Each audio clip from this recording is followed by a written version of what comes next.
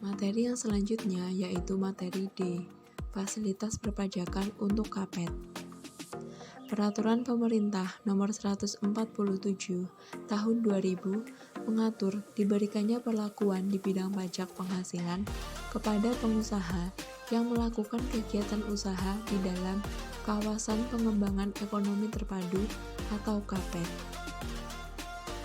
Perlakuan di bidang pajak penghasilan tersebut meliputi yang pertama, pengurangan penghasilan neto 30% dari jumlah penanaman modal yang dilakukan.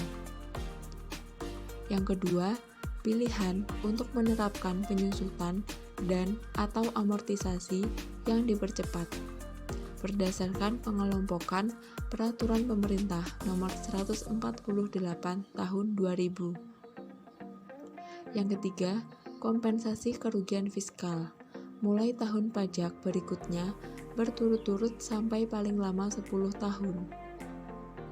Dan yang keempat adalah pengenaan pajak penghasilan atas dividen yang dibayarkan kepada subjek pajak luar negeri sebesar 10% atau tarif yang lebih rendah menurut persetujuan penghindaran pajak berganda yang berlaku. Kemudian, materi E, pemberian fasilitas pajak.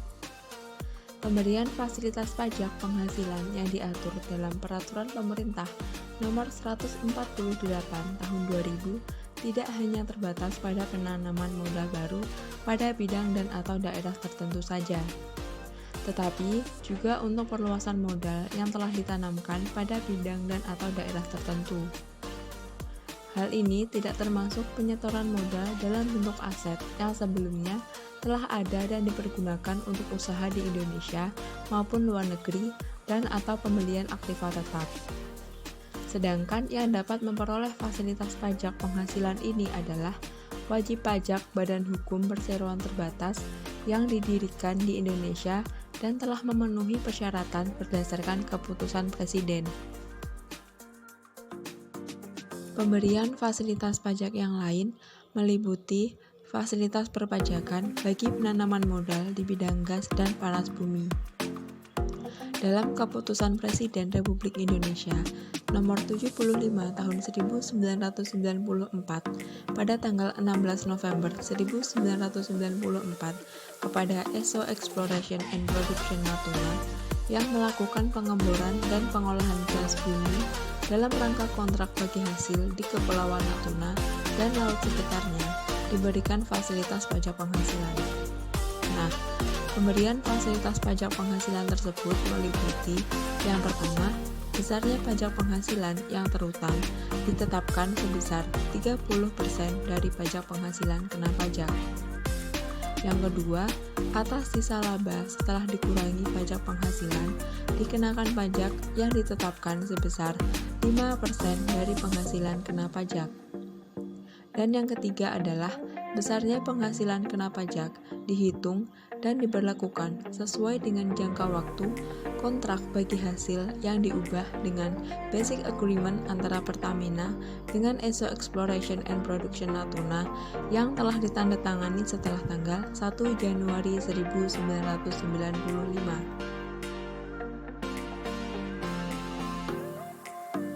Materi yang selanjutnya adalah fasilitas pengurangan pajak penghasilan badan. Menteri Keuangan telah melakukan pembaruan tentang pengaturan pemberian fasilitas pengurangan pajak penghasilan badan dengan diterbitkannya Peraturan Menteri Keuangan Nomor 159/PMK 010/2015 tentang pemberian fasilitas pengurangan pajak penghasilan badan yang mulai berlaku sejak 16 Agustus 2015. Dengan adanya ketentuan baru ini, maka Peraturan Menteri Keuangan Nomor 130/PMK 011/2011 tentang fasilitas pembebasan atau pengurangan pajak penghasilan yang diubah dengan Peraturan Menteri Keuangan Nomor 192/PMK 011/2014 dicabut dan dinyatakan tidak berlaku lagi. Yang selanjutnya adalah materi G, pihak-pihak yang melakukan penanaman modal.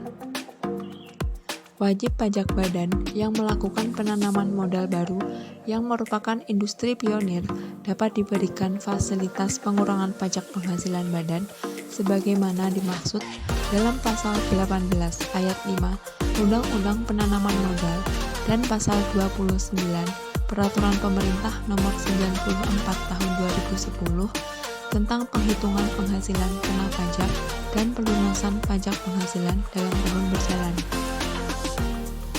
Batasan-batasan industri pionir tersebut mencakup yang pertama, industri logam hulu, yang kedua, industri penghilangan minyak bumi, yang ketiga, industri kimia organik yang bersumber dari minyak bumi dan gas alam, yang keempat, industri permesinan yang menghasilkan mesin industri, yang kelima, industri pengolahan berbasis hasil pertanian, kehutanan, dan perikanan, yang keenam, industri telekomunikasi, informasi, dan komunikasi, yang ketujuh, industri transportasi kelautan, yang kedelapan, industri pengolahan yang merupakan industri utama di kawasan ekonomi khusus, dan yang kesembilan adalah infrastruktur ekonomi selain yang menggunakan skema kerjasama pemerintah dan badan usaha atau KPBU.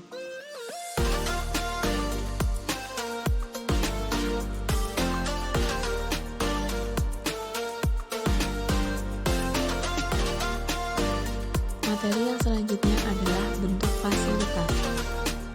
Bagi wajib pajak badan diberikan fasilitas pengurangan pajak penghasilan badan yang diberikannya atas penghasilan yang diterima atau diperoleh dari kegiatan utama usaha yang merupakan industri pionir. Bentuk fasilitas yang diberikan berupa pengurangan pajak penghasilan badan yang diberikan paling banyak 100% dan paling sedikit 10% dari jumlah pajak penghasilan badan yang terutang. Pengurangan pajak diberikan dalam jangka waktu paling lama 15 tahun pajak dan paling singkat 5 tahun terhitung sejak dimulainya produksi secara komersial. Sedangkan wajib pajak badan yang diberikan fasilitas yaitu wajib pajak badan yang memenuhi kriteria. Kriteria-kriteria tersebut adalah yang pertama, merupakan wajib pajak baru. Yang kedua, merupakan industri pionir. Yang ketiga, mempunyai rencana penanaman modal baru yang telah mendapatkan pengesahan dari instansi yang berwenang paling sedikit sebesar 1 triliun rupiah. Kriteria yang keempat adalah memenuhi ketentuan besaran perbandingan antara utang dan modal yang diatur dalam Peraturan Menteri Keuangan. Yang kelima, menyampaikan surat pernyataan kesanggupan untuk menempatkan dana di perbankan di Indonesia paling sedikit 10% dari total rencana penanaman modal dan dana tersebut tidak ditarik sebelum saat dimulainya pelaksanaan realisasi penanaman modal. Dan kriteria yang terakhir harus berstatus sebagai badan hukum Indonesia yang pengesahannya ditetapkan sejak atau setelah 15 Agustus 2011.